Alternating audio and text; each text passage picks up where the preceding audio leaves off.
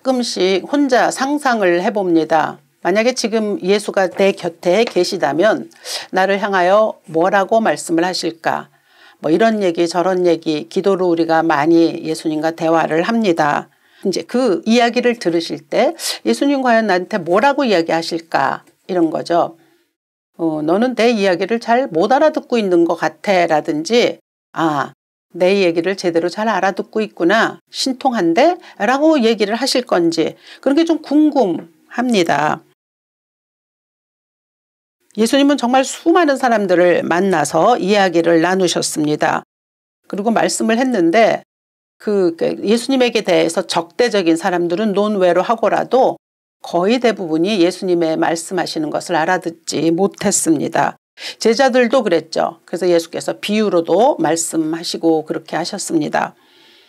말씀을 알아들은 사람은 정말 아주 극히 드물지만 그렇지만 그 드문 가운데에서도 깨달은 사람들은 그 예수님의 천국 비유 말씀들 있잖아요. 그 말씀대로 그 깨닫고 난 다음에 기쁨이 얼마나 큰지 참으로 삶에 놀라운 변화를 일으켰다는 일들이 성경에 기록이 되어 있는데 아주 특이한 것은 수가성 우물가의 여인 사마리아 여인 또는 또 백부장이었던 이방인 그리고 오늘 본문에 등장하는 수로보니게 여인 이런 이방인들이 오히려 예수님의 말씀을 더 잘 알아듣고 또 예수님의 구원의 역사에 동참했다라고 하는 것을 성경을 통해서 발견할 수가 있습니다.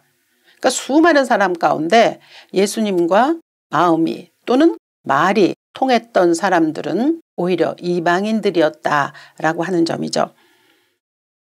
그런 걸 생각하면서 오늘날 우리는 말씀을 듣고 어떻게 대하고 있을까라는 것을 생각해 보지 않을 수가 없습니다.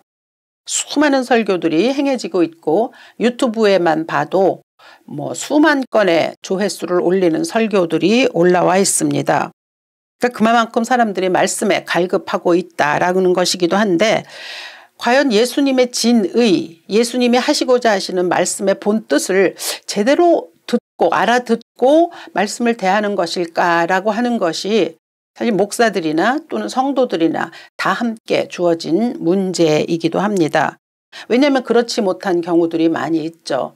목사들도 왜곡해서 전하는 경우도 있고 또 제대로 전했을지라도 성도들도 곡해해서 들을 수도 있는 이런 우려가 참 많이 있고 실제로 그런 일들이 벌어지고 있기도 합니다. 오늘 본문의 수로보니게 여인의 이야기도 예수님의 진심은 왜곡되는 경향이 많이 있습니다. 예수님의 사역은 대부분 갈릴리에서 이루어졌습니다. 그런데 지금은 성경이 말씀하기를 예수님이 두로 지방으로 가셨다라고 하죠. 두로는 티레라고 해서 지금의 레바논에 있는 도시이고요. 이때 예수께서 이곳으로 가셨을 땐 옛 시리아 페니키아의 도시였습니다. 아무도 모르게 그곳에 가서 예수님이 좀 피하고 계셨다는 거죠. 왜 우리도 좀 어렵대 보면 좀 어딘가 피하고 싶잖아요. 예수님 그렇게 하신 거죠. 근데 그 예수님이 피하게 된 동기는 바리새인들 서기관들이 그냥 끈질기게 따라붙으면서 예수님에게 비판을 하고 비난을 하고 그렇게 힘들게 했기 때문입니다. 그게 단순히 육체적인 피곤함 때문만은 아니죠. 예수님의 마음속에는 당신이 이스라엘에 메시아로 오신 거잖아요. 그러니까 유대인들이 먼저 당신을 받아들이고 하나님 나라의 자손임을 천명해야 되는 것인데도 불구하고 그렇게 하지 못했거든요. 받아들이지 못했거든요. 그러니까 예수님은 그게 굉장히 안타까우셨던 것입니다. 그래서 그곳으로 좀 피해 가셨는데 우리가 알다시피 예수님의 행하시는 모든 일에 우연은 없습니다. 그러니까 지금 이 두로 지방으로 가셔서 수로보니게 여인을 만났던 이야기 속에는 예수님의 커다란 원대한 계획이 있다라고 하는 것이 배제되면 이 말씀을 제대로 알아들을 수가 없게 되는 것이죠. 왜 두로 지방이냐? 이방인의 땅이거든요. 왜 수로보니게 여인이냐? 이방인이었기 때문입니다. 그러므로 예수님이 그곳으로 가신 데는 분명한 이유가 있는 것이죠. 이 수로보니게 여인과의 대화 속에서 예수께서 유대인들에게 주고자 하시는 의도가 있습니다. 근데 이제 그것들을 알아듣지 못했는데 이 수로보니게 여인과의 대화 속에서 그러한 일들이 밝히 드러났다라고 하는 것이죠. 그러니까 이 여인과의 만남에 깊은 뜻이 있는 것 중에서 첫 번째로 우리가 놓쳐서는 안 되는 것은 뭐냐면 이 이야기는 유대인이 아닌 이방인들에게 당신의 역사를 드러내는 과정의 일환이다. 이렇게 보아야 합니다. 다시 말해서 예수를 알아보지 못하는 유대인들, 그들에게 너희들은 나를 알아보지 못하고 있는데 자 이제 너희들이 뒤로 밀리게 되었다. 뭐 쉽게 말하면 그런 뜻입니다. 내가 전하는 복음, 하나님의 나라는 이제 이방인들에게로 건너가게 되었다라고 하는 것을 나타내는 예시라는 것이죠. 하나님의 나라가 유대인에게만 주어진 거 아니잖아요. 결국은 이방인들에게까지 우리에게까지 이 복음이 전파된 거잖아요. 그러니까 그렇게 그런 시작이 이루어지고 있는 초대에 있었던 일들의 하나라고 볼 수 있습니다. 그러한 배경이 있는 반면에 또 하나는 이 수로보니게 여인의 개인에 관한 믿음에 대한 이야기가 이 안에 들어 있습니다. 그러니까 첫 번째 그 배경을 이해하면서 두 번째 이제 이 여인은 왜 예수 앞에 나왔지? 그리고 또 어떻게 예수와 이야기를 했지? 뭐 이런 것들을 통해서 우리가 가지고 있는 믿음에 대해서 좀 한번 조명해야 합니다. 그러니까 이 이야기는 단지 귀신 들린 딸을 위해서 예수께 나와서 이야기를 했는데 예수님이 전혀 좀 불친절하게 말씀하신 것처럼 보이거든요. 그러니까 불친절하든지 어떻든지 간에 네가 가지고 있는 소원이 있다면 따라 나와서 그런 어떤 모욕을 받을지라도 하여튼 자존심 버리고 끈질기게 기도하라. 그렇다고 하면 은혜의 부스러기라도 받는다라고 하는 그런 내용을 말하는 것이 아니라는 점이죠. 사실 종래에는 그런 식으로 많이 설교도 되어 있었던 것이 사실입니다. 부스러기 은혜라도 받자. 근데 저는 참 그 말이 싫습니다. 은혜의 부스러기가 어디 있습니까? 하나님이 우리에게 베풀어 주신 은혜는 부스러기일 수가 없습니다. 놀라우신 하나님의 은총이고 그 은혜 자체로 우리를 완벽하게 만들어주는 거거든요. 그러니까 그 말 자체가 좀 이상하다고 생각하는데 그렇게 오해가 된다는 거죠. 아무튼 지금 헬라인인 한 여자가 예수님을 찾아왔습니다.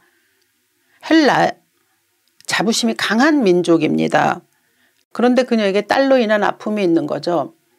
그러니까 헬라인이라고 하는 민족적 자부심이 있을지라도 자기 딸의 그 아픈 문제를 뭐 자동적으로 해결해 주지는 않습니다. 우리 인생에는 많은 문제들이 있습니다. 그런데 자식으로 인한 아픔만큼 가장 진하게 우리 마음에 와닿는 것이 있을까 싶기도 하죠. 당연히 혈육에 관한 문제가 우리의 마음을 많이 건드립니다. 그래서 우린 사실 이래저래 힘든 삶을 살아가고 있습니다. 이 여인은 딸이 귀신 들렸으니까 이제 귀신 들렸다라고 하는 것을 읽으면서 오늘날에도 귀신 들린 사람들은 참 많습니다. 뭐 귀신이라는 게 뭐 특별히 어떤 이상한 행동을 보이는 것뿐만 아니라 뭐 그 중에는 도박도 있고요. 알코올도 있고요. 마약도 있고요. 또 뭔가 자꾸 집착하는 거 이런 것들은 오늘날 현대 시대에 사단이 우리를 농락하는 것이기 때문에 많은 수의 사람들이 사실 그렇게 귀신 들린 삶을 살아가고 있기도 한 그런 시대이기도 합니다. 아무튼 이 여인이 와서 귀신을 쫓아내 주십시오라고 했는데 예수님의 말씀은 굉장히 냉담하게 들립니다. 27절에 자녀로 먼저 배불리 먹게 할지니 자녀의 떡을 취하여 개들에게 던짐이 마땅치 아니하니라. 그러니까 여기서 말하는 자녀는 물론 유대인입니다.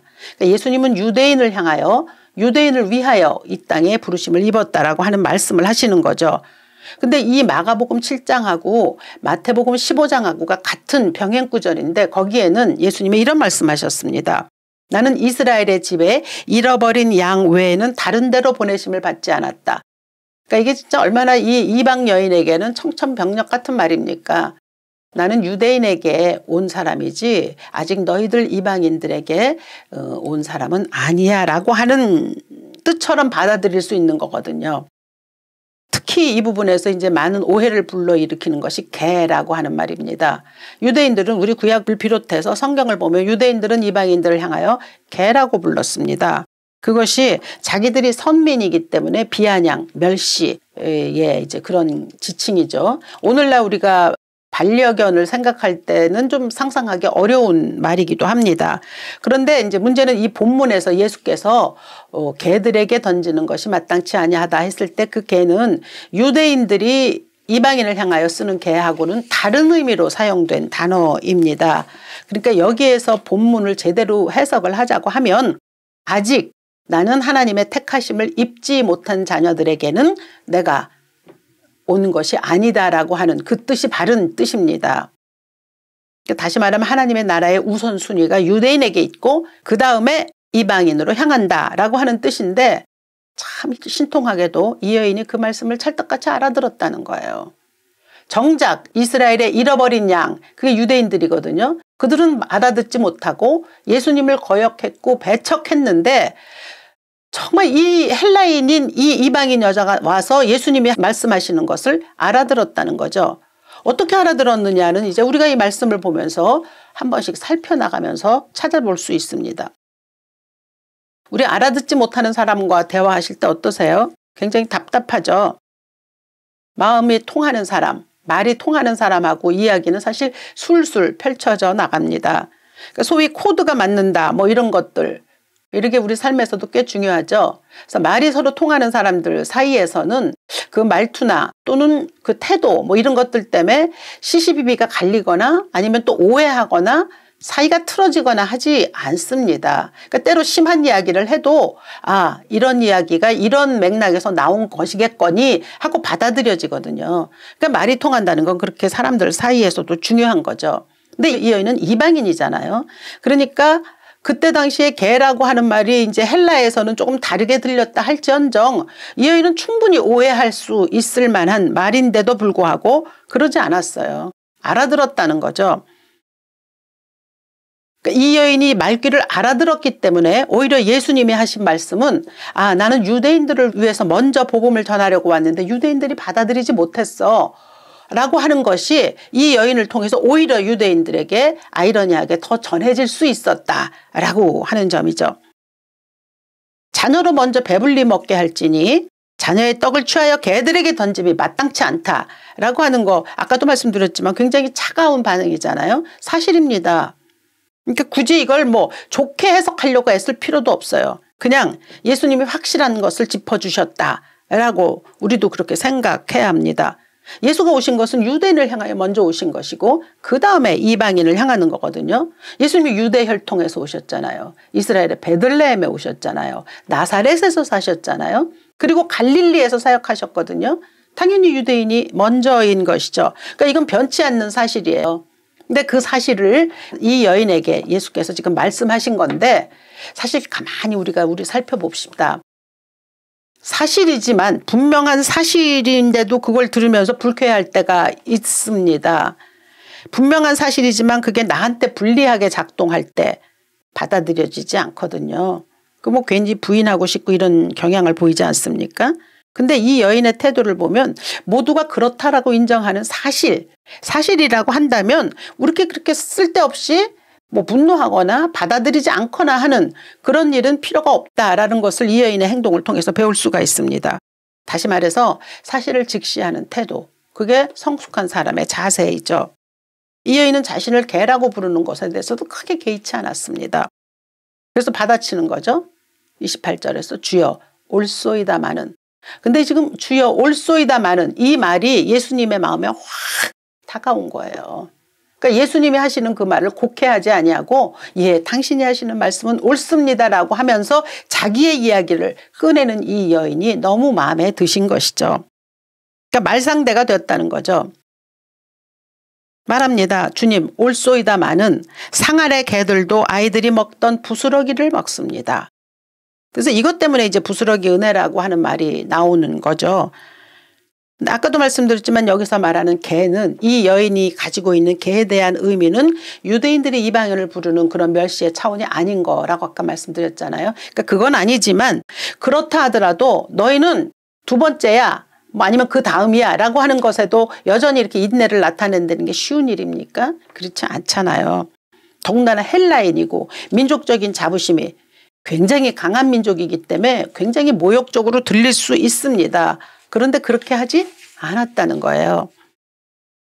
우리도 제가 이렇게 가만히 이 여인이 어떻게 그럴 수 있었는가를 본다면 굉장히 좀 여러 가지로 성숙한 여인이었음이 분명한 게 우리 식당에 갔을 때도 내가 다른 사람보다 좀 뒤처지는 대접 내가 먼저 왔는데 내가 뒤로 밀리는 것 같을 때 별로 기분이 좋지 못한 게 우리의 모습 아닙니까? 인간의 본성은 대접받고 싶습니다. 그리고 먼저 우위를 점하고 싶은 게 사실이죠.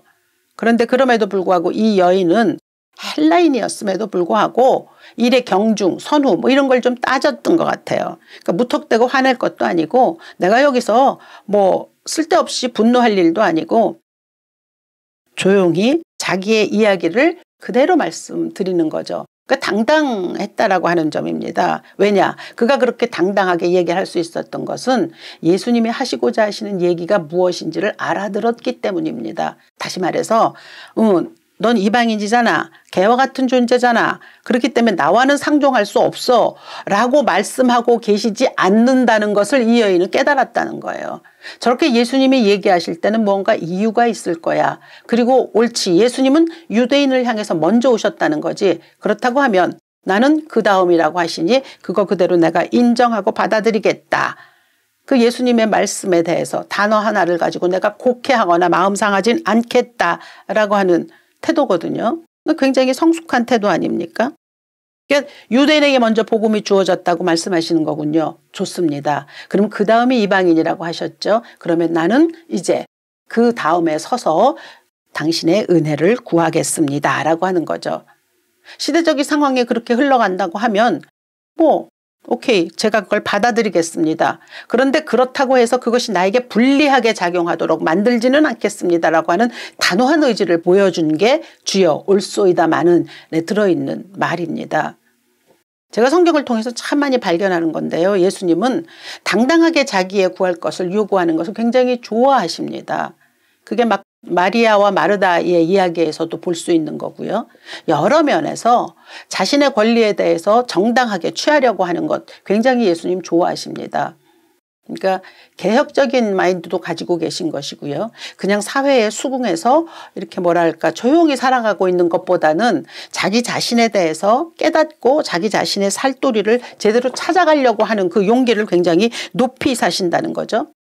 주여 올소이다마는 이라고 이야기를 했을 때 예수께서 바로 이어서 하신 말씀이 그거거든요. 이 말을 하였으니 돌아가라 라고 하신 거거든요. 이 말이 뭡니까? 바로 그 전에 얘기한 올소이다마는 이거든요. 그러니까 네가 내 말을 알아듣는구나. 그리고 지금 너 필요한 걸 얘기하는구나. 됐다라고 얘기하시는 거죠. 그러니까 예수님의 방식을 인정했는데 그렇지만 그래도 그 은혜는 나에게도 필요합니다라고 말하는 이 이야기거든요. 근데 이때 이 시대에 유대인과 이방인 또 남성과 여성 뭐 이런 것의 갭이라고 하는 건 우리가 오늘날 상상할 수 없을 만큼 엄청난 차이입니다. 근데 이 여인은 뭐 당당하게 들어서서 얘기한 거죠. 그러니까 얘기가 안 통했다라고 하면 오히려 이방인인 여인과 예수님과 안 통했어야지 유대인들이 안 통했고 이 여인은 예수님과의 말이 통했다라고 하는 거죠. 그리고 예수님 그걸 칭찬하셨습니다. 이 말을 하였으니 돌아가라 라고 얘기하신 거죠. 그러니까 꼬여 있거나 아니면 뭐 자아가 강하거나 뭐 그런 사람이 아니고 정신도 건강하고 겸손한 사람이었기 때문에 예수님 앞에 무릎을 꿇을 수 있지 않았을까 싶습니다. 예수께서 이 여인을 칭찬하시면서 이 말을 하였으니 돌아가라라고 한 것을 마태는 여자여 내 믿음이 크도다라고 이렇게 바꾸어서 기록해 놨습니다.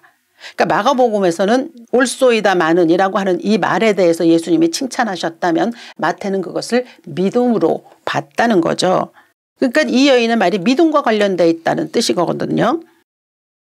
이 여인의 믿음이 충분히 인정받았다라고 하는 거죠. 여기서 우리가 알 수 있는 것은 믿음이라는 건 내 소원을 이루는 것이거나 아니면 뭐 부스러기 은혜라도 끈질기게 구해서 받아내는 것 그거 믿음 아닙니다. 만약에 그렇다면 그건 믿음이 아니라 기복이죠. 믿음은 예수가 행하시는 일에 아멘 하는 게 믿음입니다. 우리가 교회에서 무조건 믿음, 무조건 아멘 하라는 얘기 많이 들어왔지 않습니까? 이때 무조건 아멘이라고 하는 거는 뭐냐면 내 소원 성취가 어떻게든 이루어진다라고 하는 데서 나오는 아멘이 아닙니다. 이때 아멘은 예수가 행하시는 일은 무조건 옳습니다. 아, 당신이 행하시는 일은 내가 지금 조금 이해가 안 갈지라도 그래도 받아들일 수 있겠습니다 라고 하는 데서 따르는 아멘입니다. 그러니까 엄격히 말하면 내 소원이 어떻게 해결이 되고 내 기도가 응답이 되고 하는 것보다 앞서는 게 하나 있는데 그건 뭐냐면 예수님 지금 무슨 말씀하는 거지? 라고 하는 데 대한 제대로 올바르게 가지고 있는 이해인 거죠. 그분이 어떤 말씀을 하시는지 알아들을 수 있는 거죠. 우리가 부모나 또는 자식과도 이렇게 이야기할 때 저 말이 왜 나왔을까라고 하는 것을 이해하고 있을 때와 그렇지 못할 때 쌓이는 오해들이 많이 있잖아요. 또 이해가 되면 때로 그게 내 마음에 잠깐 좀 상처를 줄지라도 금방 넘어갈 수 있습니다. 그러니까 말이 통하는 게 하물며 믿음에 있어서 하물며 예수님과의 관계에 있어서 말이 통하는 게 우선이죠. 예수가 하시려던 말씀이 무엇인지 그것을 모르는 채로 그냥 여전히 자기 식대로 믿는 그리스도인들이 많다는 것이 많은 신학자들의 판단이기도 합니다. 원래 무슨 말씀을 하시려고 했지에 대한 것들을 잘 이해하려고도 안 하고 또 공부하려고도 잘 안 한다는 거죠. 그러니까 말귀도 제대로 알아듣지도 못하면서도 그냥 신앙생활 하면서 그냥 자기는 또 신앙생활을 잘 하는 줄로 아는 그리스도인들이 많다라고 하는 점은 참 우려스럽다라고 하는 것이 우리 기독교계에서 많이 일어나고 있는 문제이기도 합니다. 신학시대 바리새인들이 그랬던 거 아닙니까? 그들은 자기들 믿음이 최고인 줄 알았거든요.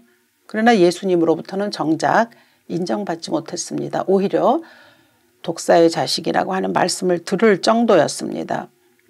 근데 이제 간단히 말해서 이 헬라 여인인 이 여인과의 대화는 죽이 맞은 거죠.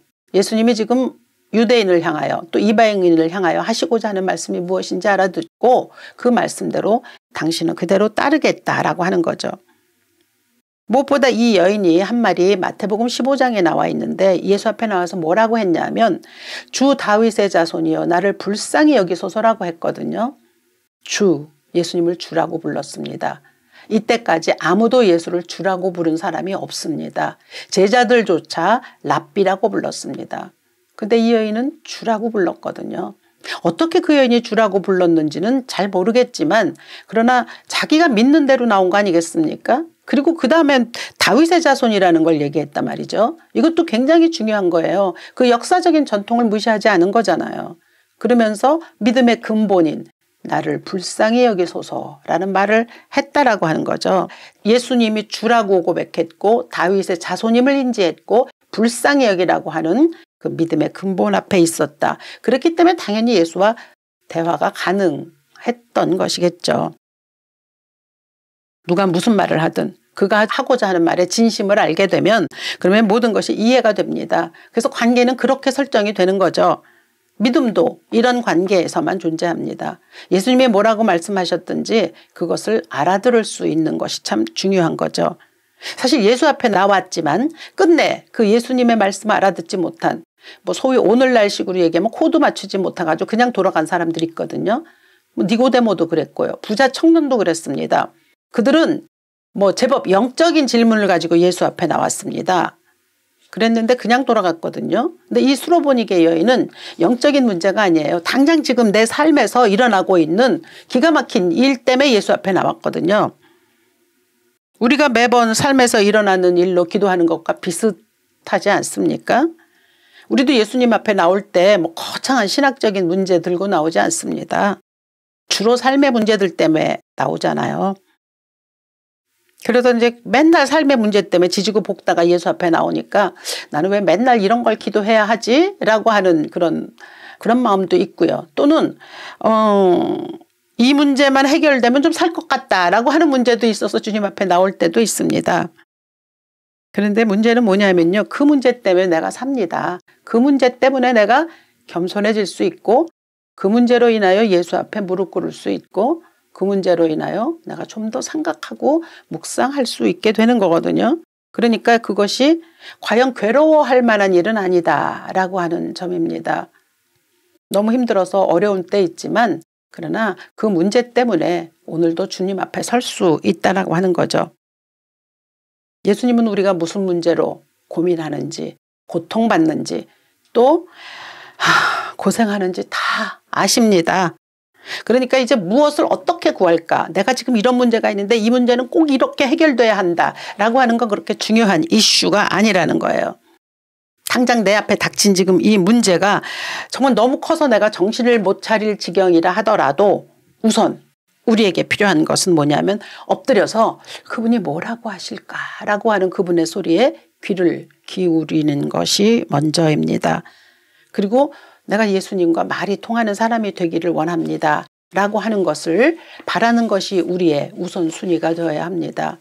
물론 우리는 우리의 삶에 일어나는 많은 문제들 때문에 정신이 없죠. 마음도 아프고 힘들고 막 그렇긴 하지만 그러나 예수께서 다 알고 계시니까 그냥 예수 앞에 나와서 예수님 이런 문제가 이렇게 생기고 있는데 내가 이 문제 앞에서 어떻게 해야 하는 것이 좋겠습니까? 하나님 나 참 너무 힘듭니다. 그렇지만 이 문제가 생겼을 때 하나님께서 분명히 나로 하여금 이 문제를 통하여 더욱더 하나님을 가까이 가라고 하는 것이 있으시겠죠. 내가 무지해서 그걸 못 받아들이지 않도록 역사해 주시옵소서라고 기도하게 되면 만사형통할 수 있습니다.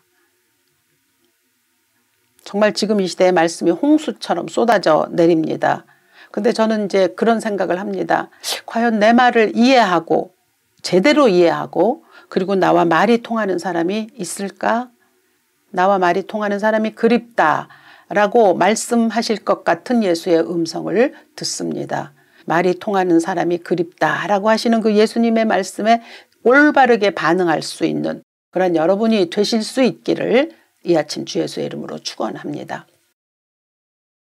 주님 우리가 예수를 믿는다고 하지만은 자기 멋대로의 신앙을 가지고 있을 때가 참 많습니다. 내 위주대로 내 임의대로 믿음을 설정하고 또 그렇게 가지고 갈 때도 많습니다. 하나님 그렇지만 믿음은 오늘 수로보니게 여인을 통하여 배운 것은 예수님의 말귀를 알아듣는 것이라고 또 우리가 보았습니다. 주님 예수님의 말귀를 알아들을 수 있는 우리 모두 될 수 있게 도와주시옵소서. 우리의 생각과 또 심지어 경험이라 할지라도 예수님의 말씀 앞에서 다 하나하나 조명이 되어져서 예수님의 말씀보다 우선하지 않도록 인도하여 주시옵소서. 분명히 예수님은 우리를 위해서 이 땅에 오신 분이십니다. 그러므로 우리로 하여금 이 땅에서 잘 살게 하시는 분이십니다. 그 뜻을 깨닫고 예수 앞에 엎드려 예수님의 말씀에 귀를 기울일 수 있는 우리 모두 될 수 있도록 은혜 베풀어 주시옵소서. 감사드리며 거룩하신 주 예수 그리스도 귀하신 이름으로 기도합니다. 아멘.